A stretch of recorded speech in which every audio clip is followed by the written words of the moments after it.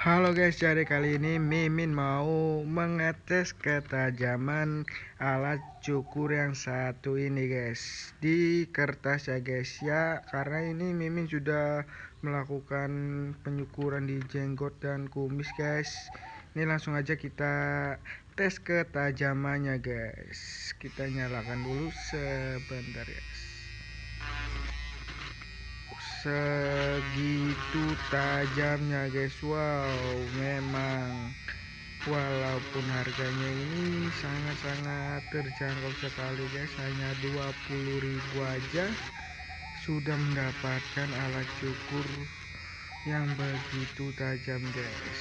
Cocok banget nih buat kalian yang tidak ingin repot dalam mencukur jenggot dan juga kumis guys. Kalau mau, cek link di komentar guys.